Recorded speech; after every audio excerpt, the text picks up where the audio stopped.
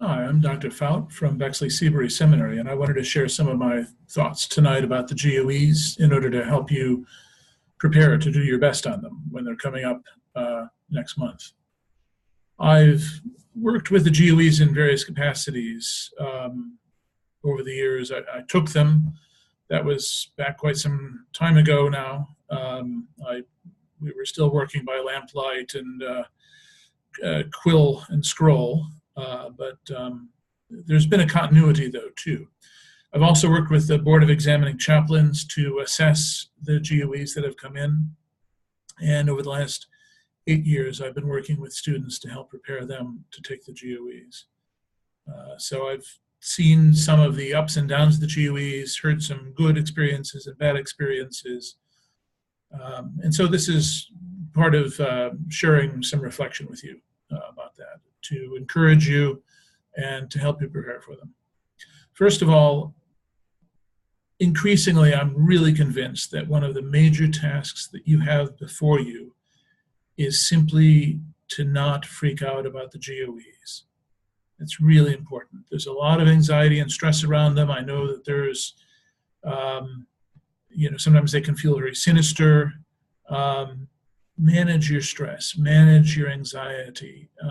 Don't freak out about them. Do whatever you need to do to manage your anxiety. I mean, that's a life lesson too. That's not just a GOE's lesson. The bottom line is you've been preparing for the GOEs for years. You've been preparing for them by reading the Bible, by praying, by going to the Eucharist, by saying the daily office, by using the prayer book, by being a part of the church. But more specifically, you've been spending the last 2.5, 3, however many years you've been at this task called theological education, preparing for them. It's intended, the GOEs are intended to just summarize your learning, bring it together, and synthesize what you've learned in a way that's able to show both your command of the material and also your ability to make some practical application. It's not intended to be sinister. It's not intended to be threatening or cause a great deal of anxiety. It's just supposed to show the stuff that you know and have been working on for a few years. That means also that you really shouldn't cram.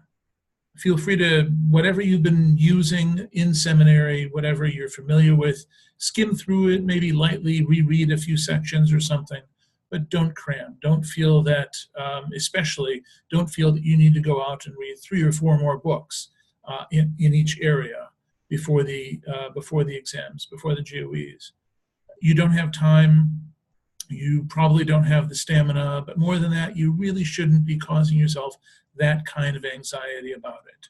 Just go, refresh your memory, breeze through some of the books you've already read, breeze through the notes you've taken in class. Maybe sit down with some colleagues and just brainstorm some of the stuff that you've been studying for these last several years, just to feel fresh and on top of your game. But seriously, you do not need to read a stack of books in order to prepare for the GOEs. You've been working through that stack since you began in seminary or theological college or reading for orders or whichever avenue you're pursuing. The best way that I've found myself to prepare for the general ordination exams is actually to review past exams. And they're available online, so you can go back and look and see exactly the kinds of questions that they've asked up to this point. What I did is I just took some of those and downloaded them into my own file and then sat and timed myself as I wrote out an essay, a practice essay, or took a few and came up with some outlines of answers that I'd give. But most of all, it was just really helpful to me to know the kinds of things they were asking about. It wasn't some hidden secret knowledge. It wasn't specialist stuff that no one in the right mind at your level of education would know.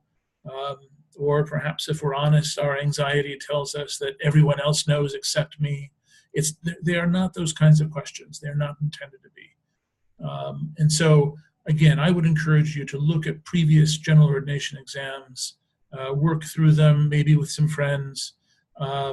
outline some responses to them, but most of all, just use them to manage your anxiety and to become confident in the kinds of things that they're going to ask.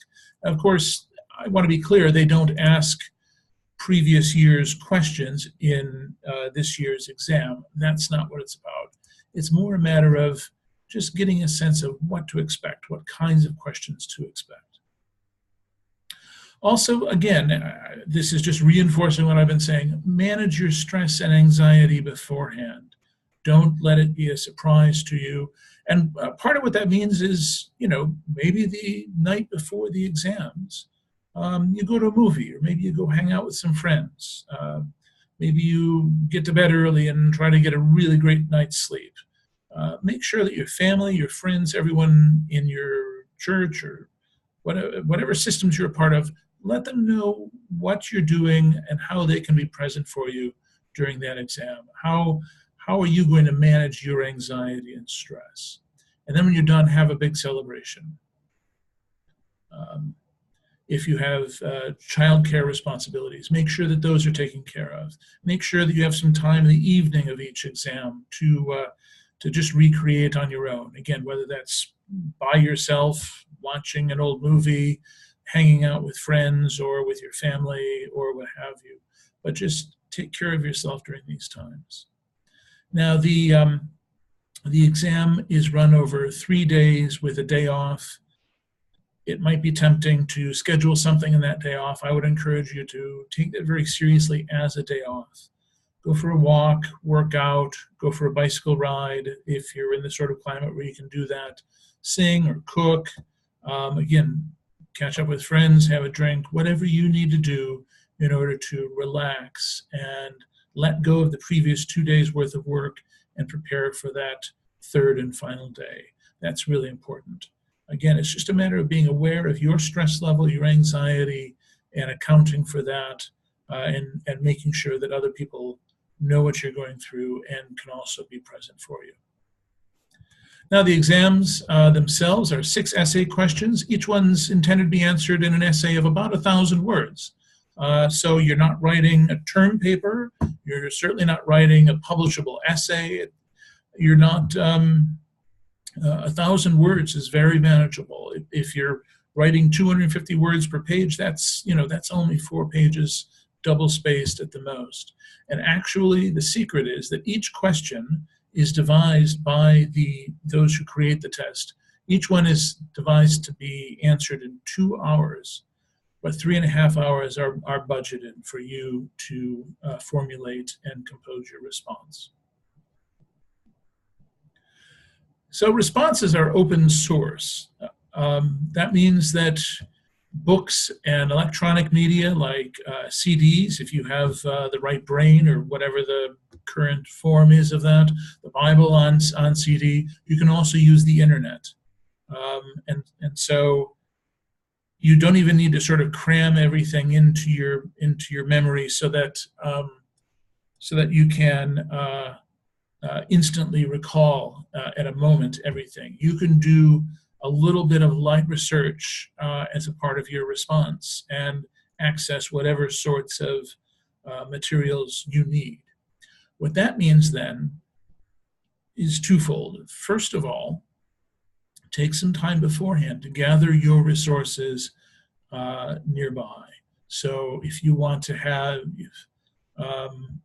you'll want to have at your desk or wherever you're composing your responses, a prayer book, Bible, hymnals, all the hymnals of the Episcopal Church, reference works. Maybe you like the Oxford Handbook of the Christian Church, or I think it's the Oxford Dictionary of the Christian Church I'm thinking of, or a theological dictionary, a Bible dictionary, whatever sorts of resources that you already have, that you're familiar with, that you know. Go ahead and gather those together just in your own little personal library so that they're right nearby and you're not needing constantly to run into the other room or the other side of the house or down to the library if you're taking it to the seminary in order to get something new. Have those handy. Ideally, have resources that you're familiar with and you know already so that you can easily access whatever you need. If you used McGrath, for example, in your theology class, you'll want to have him nearby. you've already read him or at least skimmed significant portions of it, you'll want to be able to go quickly and find that. So that's the first thing I'd say. Assemble your own personal library, your resources, have those nearby so that you can easily access them whenever you need them. The second thing, though, is this. Sorry, let me just back up very briefly and say that also means the internet. So long as you cite in a general way, and we'll talk a little bit more about citations in a minute, as long as you cite in a general way any resources you use from the internet, especially any direct quotations, you may use the internet as well. That's perfectly fine. And so if you have an internet connection where you are composing your response, you'll also be able to search using Google or whatever your favorite program is to access the internet to search. Okay, so the second thing I want to say, though, about open resource responses, it can be dangerous. And what I mean is this: it can be very easy to say to yourself as you're composing a response, oh, I'm sure that there must be something else for this. I'm sure that there must be something else for that. And continue searching, continue finding resources, continue stacking them up, and maybe even going and reading a chapter of a book or something. The danger can be that you lose time looking at more and more resources, that you get wrapped up in finding more resources, or especially in reading the resources that you've found, and that you're doing too much primary research. The important thing here is simply to make your research work for you for your response. Instead of saying, for example, Christian perspectives on wealth, oh my gosh, I need to go out and find that. Instead, pre-phrase the answer for yourself. You say, okay, here's one.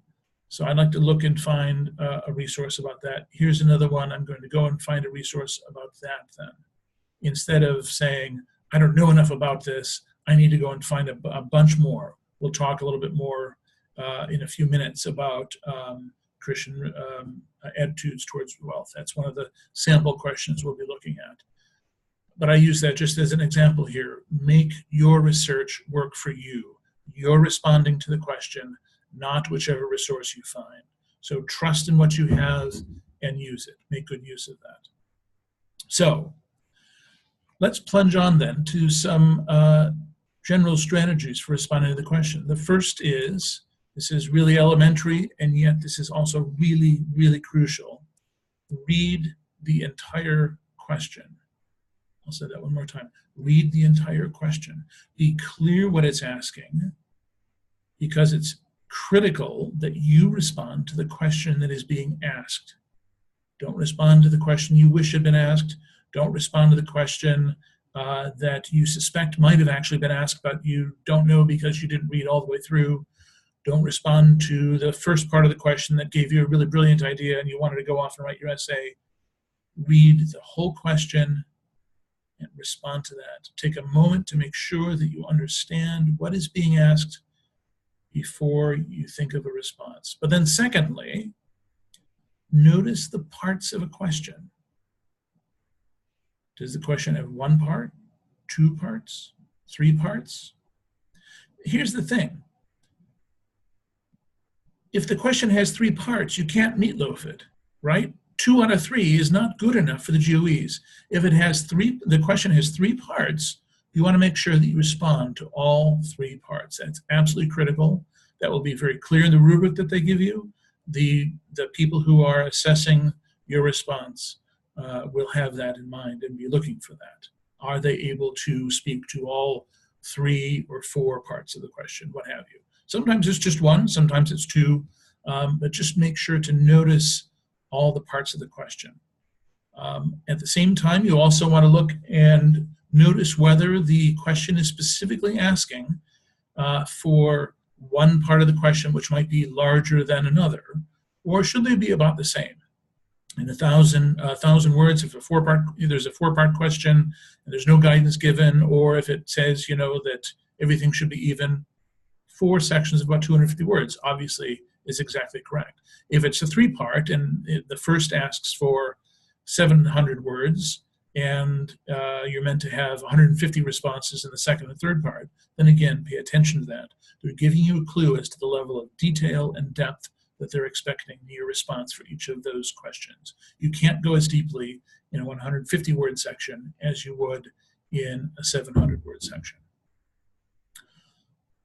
Along the same lines, notice what specific elements are expected in response. Are they asking you to do some historical work?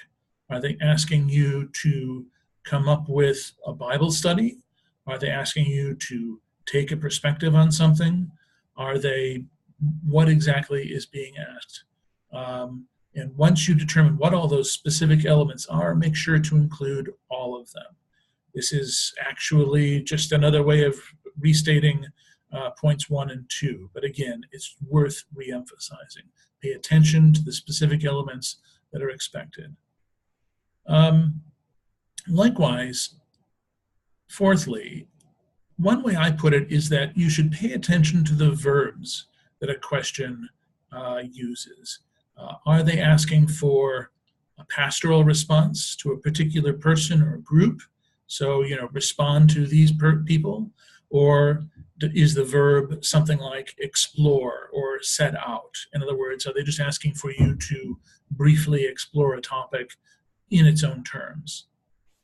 That's really important to understand the kind of voice and perspective that they're asking you to give. Are they asking you to critique something or just describe it? Again, pay attention to the verbs. Fifthly, after you've read the question, after you've noticed the parts, you've noticed all the specific elements and what they're specifically asking for, then take some time to think through your answer. Write an outline of your response so that you have a plan of action. That's really important. Your temptation might be, I know mine was, I read it, I thought, okay, I got this, and then just dive in and start writing. But actually, what you need to do is you need to step back, take a breath, outline your initial response. Make sure that take that outline then, compare it with the question, make sure that the structure of your outline and response reflects the structure of the question. That's going to help your readers, and more than that, it's going to help you in your response to notice the logical flow of what you're saying, to notice how the sections fit together. And frankly, I found that as I was writing, once I was 2/3 of the way through, I didn't need to stop and think, wait a minute, what was it I was going to write there? Instead, you could just look at your outline and say, well, I'm 2/3 of the way through, I'm into this section, this is what I said I was going to write there. And then while you do that too, you can also jot in some resources that you intend to use for each of those sections as well. So a little bit more general advice. First of all, before beginning to write your response, after you've read the question, you've noticed the parts of the question, you've noticed the verbs, you've looked at all what they're specifically asking for, you've even outlined it. Take your outline and don't just compare it to the question, but take your outline and compare it to the rubric. Now, the rubrics were introduced in 2016, and test takers have found them incredibly helpful. The rubric is simply sort of their outline of what they're looking for in a proficient response. So they lay out exactly what they're looking for a proficient response, and then those, in a second column, it will say a non-proficient response will have this sort of evidence, as opposed to a proficient response having this other sort of evidence. So these are incredibly, incredibly helpful. And so take your outline, take your intended response, and compare it then with the rubric that is provided with each question. And then, after you finish writing, go back, briefly reread the question, but especially take that rubric and compare it with everything you've done already to make sure that you have ticked every box in what they expect in a proficient response. That's actually really going to be critical. And if we have time tonight, we'll take a quick look at how that might work. Indeed, the rubric will give you some very strong guidance as to what, as to how your response should look. Next, if you're using someone else's words, I've already just mentioned this very briefly, if you use someone else's words, you must cite them. They do plagiarism checks and that sort of thing. Obviously, none of you will ever plagiarize, but we can sometimes inadvertently use someone else's words. And so you must cite any sources consulted, whether or not they are directly quoted. So if you directly quote someone's words, you must cite them, but also if you're consulting a source, that's where you found the idea, you also need to cite that. On the other hand, they don't expect a full bibliography, and they don't expect you to give page numbers. You can just, for a citation, say McGrath's Christian theology, you can just say McGrath, comma, Christian theology, close parentheses, and that's sufficient. If you're quoting something from the Book of Common Prayer, you can do that, and then parentheses, BCP, close parentheses. It's very simple. At the same time, though, you need to be careful and not use many direct or many extensive quotations, because this is to be your response, not someone else's. I want to be careful. I'm not saying don't use quotations. Do, if they help you to make your point. Just be careful not to let them dominate what you're saying. And again, especially if we're feeling anxious, we're feeling nervous, we might tend to want to do that. Look, this is exactly what John McCrory says. I don't need to respond. McCrory's already answered this question. Well, no, actually, they're asking for your response to the question, not McCrory's, not McGrath's, not Sarah Coakley's, or whoever. Forgive me for using theology examples primarily, but it's my area. Also, your citations should be brief and in the flow of the text in parentheses. I've already said this. I won't need to say anything more about this other than to say that internet references should include the entire URL in a citation. Obviously, if you're using an internet resource, though, it's a simple matter simply to cut and paste from your URL bar in your browser. So that should be fairly simple and straightforward. Also, proofread. Make sure that you proofread your response. Make sure that anywhere with spell checker, any easy typos or whatever are usually caught, but it's worth it just to give a quick read through, particularly because sometimes you have a word that isn't a typo, but it's still the wrong word. Maybe it sounds like the word, or it's a misspelling, which by unhappy accident makes it into a different word. Just go ahead and proofread. It should take 15, 20 minutes right at the end, and trust me, those who are reading your responses will appreciate it. And then finally, your response needs to show proficiency. It needs to show the kind of proficiency someone taking a course of study, a degree that like you ought to have.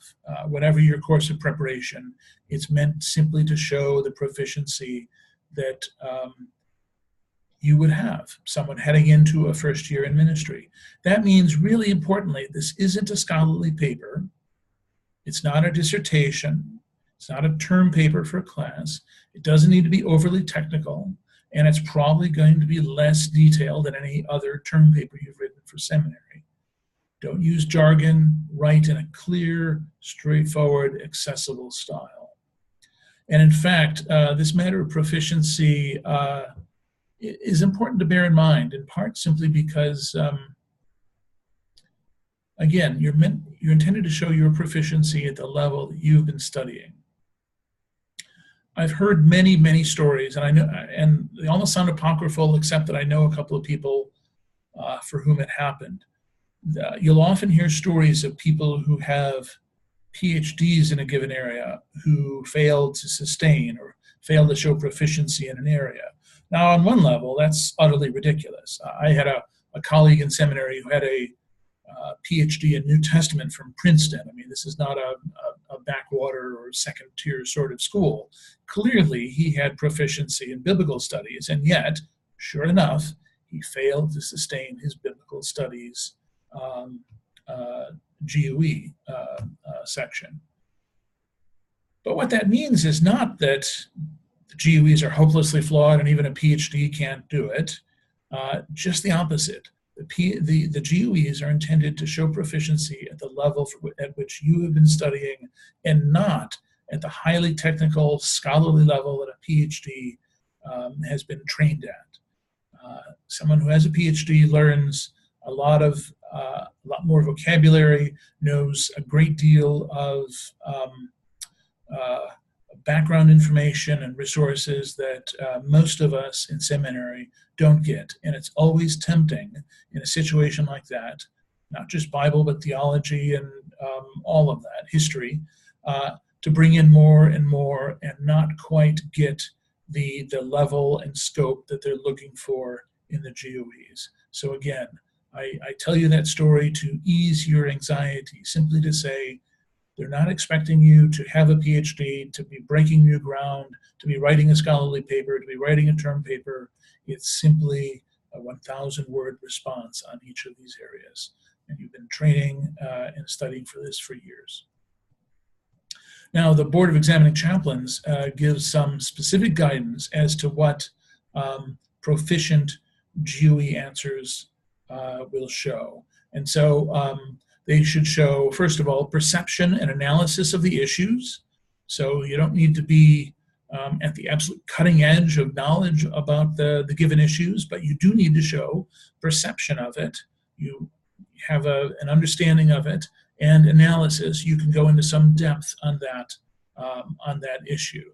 So you need perception and analysis of the issues. You need application of resources and training. In other words, you're not just going off the top of your head, but you can bring to bear on your response the materials that you have at your hand and the training that you've received in whatever course you've pursued.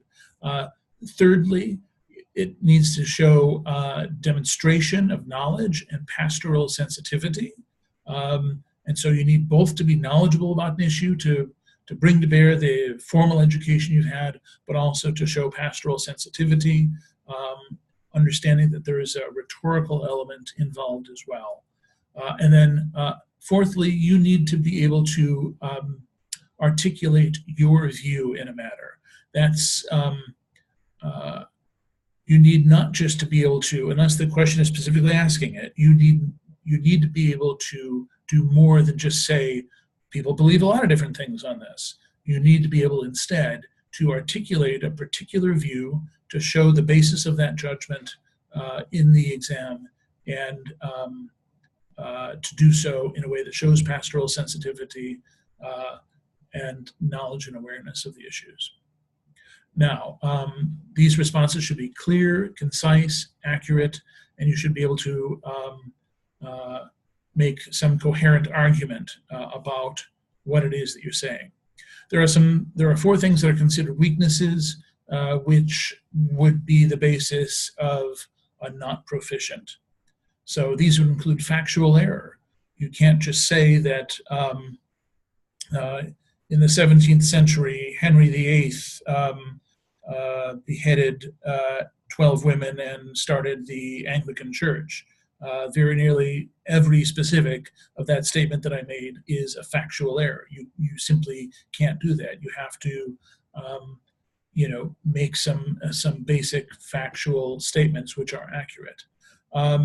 They also should not contain irrelevant information. If the question is asking you about the Bible and you start quoting the Bhagavad Gita, this is going to be irrelevant to your response. It might well be interesting, who knows?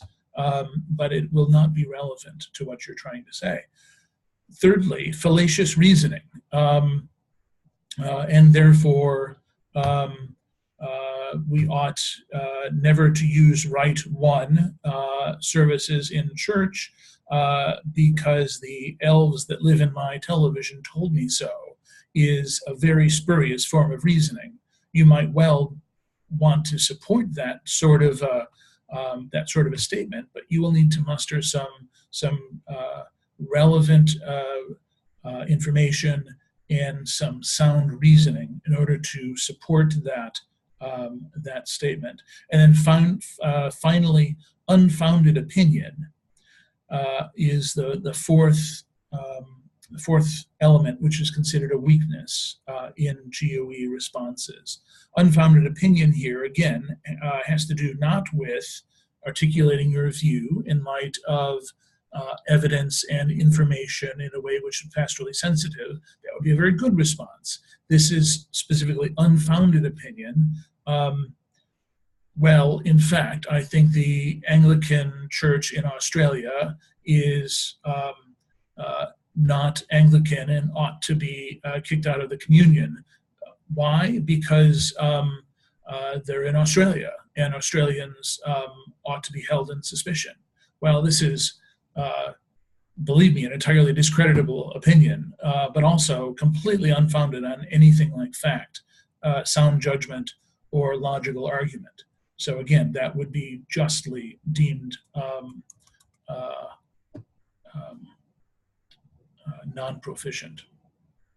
So you have opinion, you have judgment, but it's on the basis of sound reasoning, relevant information, and relevant true facts. Now I'm going to share with you here very briefly one question from the GOEs, and I'd like to just walk through it. This is from 2016 here. I'm going to need to figure out how to share this with you. I'm going to share this screen. I'm going to share that, and this will move over here. Bear with me. I believe it will. I don't think it's, there. Yeah, okay, good, there it is. So looking at this question from the 2016 General Ordination exams, it says specifically, write an essay of about 1,000 words, about 1,000 words. If you write 1,100 words, they're not going to automatically knock you out of consideration. A 950-word response might very well be a proficient response, but it's about 1,000 words. Part of what this means is that you're intended to be able to respond fully adequately to this question in 1,000 words. If you write your essay and you realize you've only done 350 words, you need to go back and rethink what your response is because you haven't done enough. On the other hand, if you're about halfway done and realize you've done 1,500 words, you need to back up and start again because somehow you've gone way beyond the scope of what they're looking for. Write an essay of about 1,000 words offering at least 2 Christian theological perspectives on wealth. Cite for each perspective at least 1 biblical or Book of Common Prayer passage and 1 Christian theologian. Of the theologians cited, 1 must be from the post-Reformation Anglican tradition. Conclude the essay by describing how 1 or more of your theological perspectives on wealth would inform your work with the members of a vestry faced with deciding what to do with an unexpected, substantial, and undesignated financial legacy gift. Okay, so going back to what I'd said before, first of all, read the question. This is motivated by a street-level, practical, pastoral concern. You don't find what that concern is until the very end of the question, but it does very nicely contextualize it and say, this is not just random, tell me what you know, but this is motivated by a very particular pastoral issue, how to deal with a gift. That's where your response is driving, and so it's important not to get hung up on only doing the biblical or theological work as if that's the lion's share or as if that's all that you have to do. It's asking you to take a Christian perspective on wealth, drawn from at least 1 theological perspective on the matter. You're not just exploring different ideas for the sake of exploration, you're building a case. And you do it actually by articulating 2 different perspectives on wealth and then arguing for one of them. You're also, very importantly, you're also not telling personal stories about wealth or giving your unsubstantiated opinion. You might have actually a really cracking good story from your field ed parish about a situation just like this. That is excellent. That is an important part of your learning and formation that will no doubt motivate your practice subsequent to the exams. It is not, however, relevant for answering this question here and now. So, secondly, notice the parts of the question or the specific elements asked for. And so we can analyze the question to notice the parts. We've already seen that it's about writing an essay of about 1,000 words. We've noticed that it has to be at least 2 Christian theological perspectives on wealth. Of course, it could be more. I'm not sure exactly why you do more, but it could be more. But here's the important thing. It may not be less. You must make sure that you have 2 different Christian theological perspectives on wealth. And they also must be drawn from Christian theological perspectives, not just general notions. And so you can't bring in a 19th century economist and what he says about economics and wealth, Adam Smith or Karl Marx. Again, they might be brilliant, they might be helpful to you in all sorts of other ways, but they're not relevant here. You're looking for specifically Christian theological perspectives on wealth. You should also cite for each perspective, each of the 2 perspectives that you lay out, at least 1 biblical or Book of Common Prayer passage and 1 Christian theologian. So you need 2 perspectives. Each one must have the support by a theologian, and each one must have support either by the Bible or the Book of Common Prayer.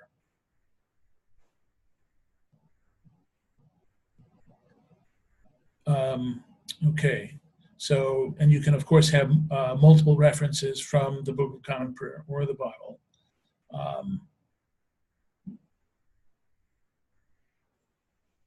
Of course, you don't need to. You really only, the question is only asking for 1 fitting reference from either Bible or Book of Common Prayer. The thing is, of the theologians cited, it stipulates that at least 1 must be from the post-Reformation Anglican tradition. So an Anglican, basically, subsequent to the Reformation. I'm not even going to get into whether or not it's fitting to talk about pre-Reformation Anglican tradition, although, spoiler alert, not really. But it doesn't say that you need to include a pre-Reformation theologian. In fact, both may be post-Reformation. It only says that 1 must be, and that 1 must be an Anglican. The other one may or may not be. Maybe you want to draw in St. Francis. That would be perfectly fine. A Catholic, a medieval Catholic, that would be fine. In that case, then you just need to make sure that the other theologian you bring in is post-Reformation Anglican. Can't be post-Reformation Catholic, has to be an Anglican. And then finally, conclude the essay by describing how 1 or more of your theological perspectives, let me just back up and check that here with the question. That doesn't sound right. Okay, right. So reading carefully, it could sound as if you're expected to just take 1 perspective, but in fact, the essay suggests that you might describe how 1 or more of your theological perspectives, maybe both of them will fit here, 1 or more of your theological perspectives on wealth would inform your work with the members of a vestry faced with deciding what to do with an unexpected, substantial, undesignated financial legacy gift. And so again, that's important. You're not expected to articulate 2 perspectives in order to argue that one is right and the other is wrong. You could articulate the 2 perspectives and argue simply that one is most fitting and relevant here. You could bring both of them to bear on the question of the gift. That is open, but again, you only get there by carefully reading the question as it's stated. It doesn't say you must refer in the last section to all the perspectives you set forth. Again, you might set out 2 and then never refer to one of the 2. But I would say that a very good answer would either show how they both bear on the matter, or else perhaps why one does not and isn't pertinent in that situation. So the question then is asking for a perspective which would inform your work with the members of a vestry. And so it's not asking actually for a pastoral response, which would be in effect a script that you might speak directly to the vestry.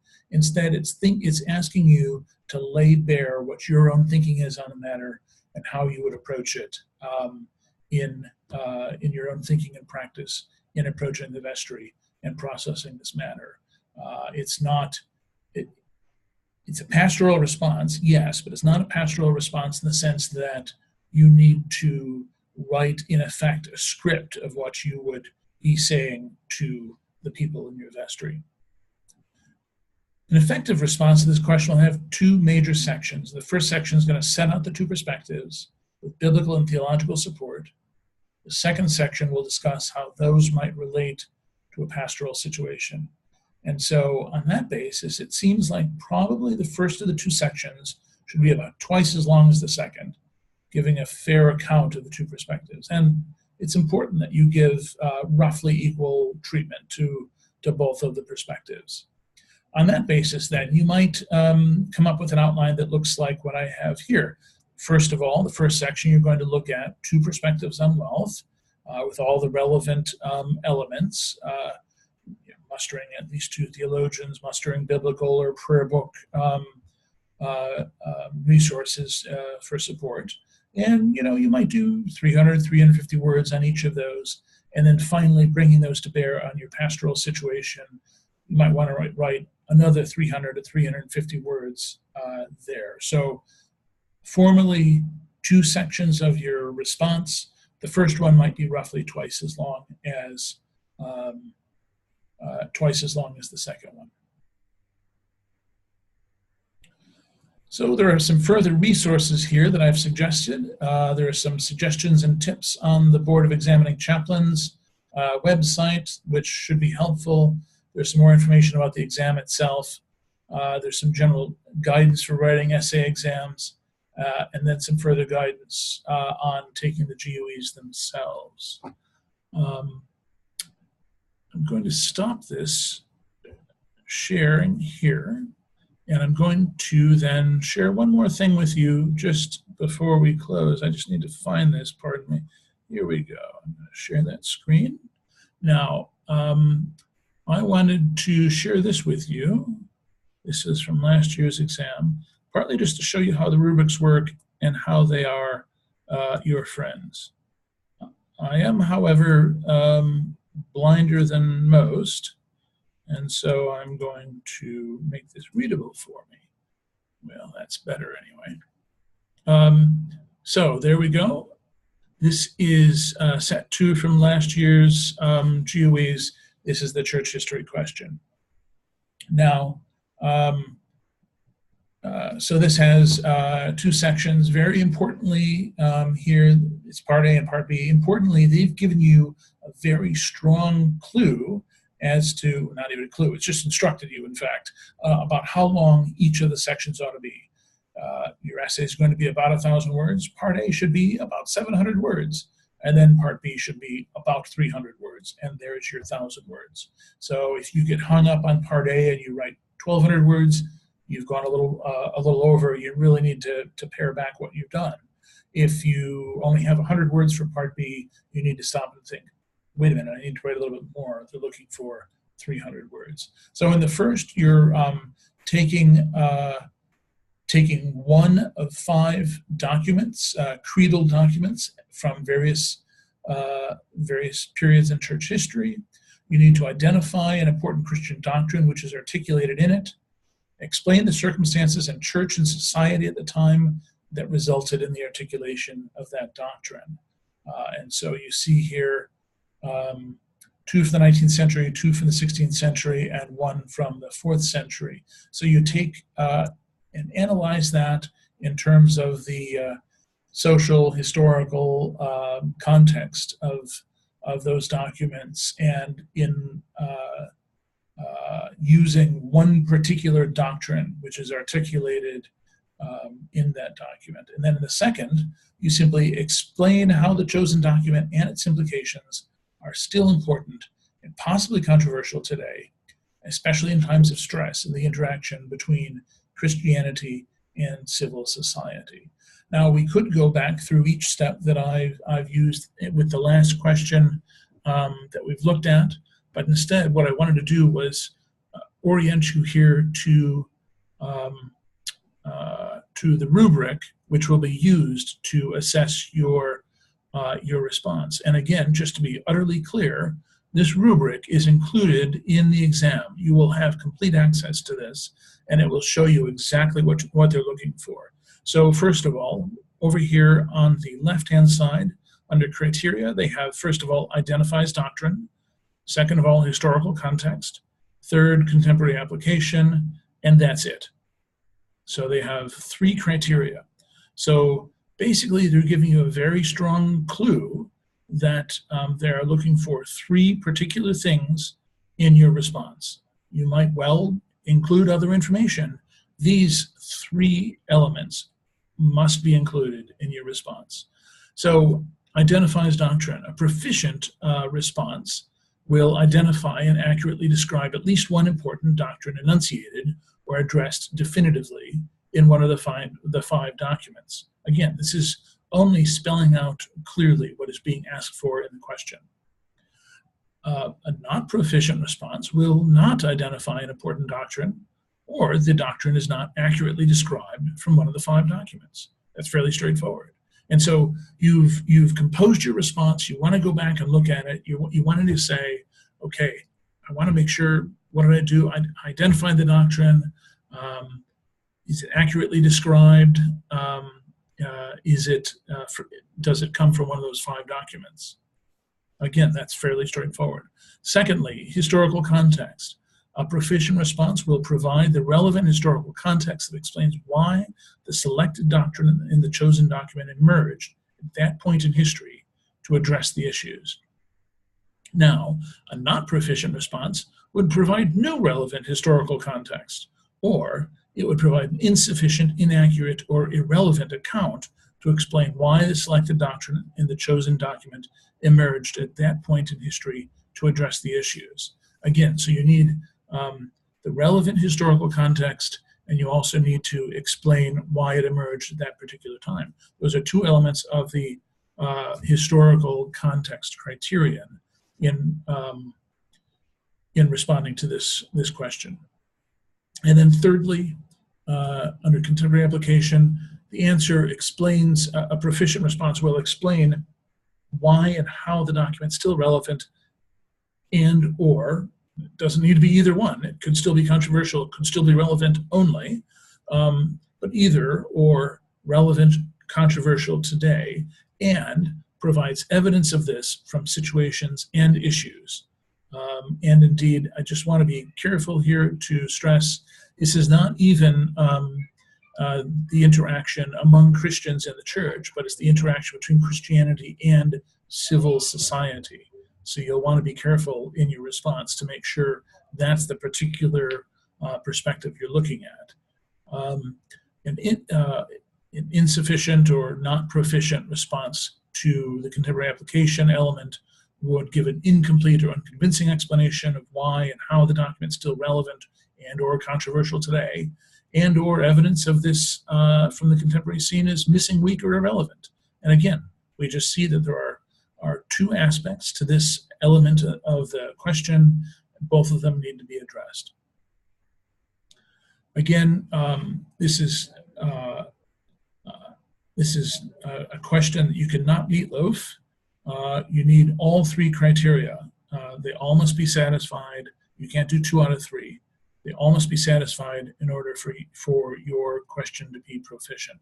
You might do a perfect job of identifying the doctrine. You might do an amazingly deep and insightful job of describing the relevant historical context. And again, this is where a PhD in history might get in over his or her head.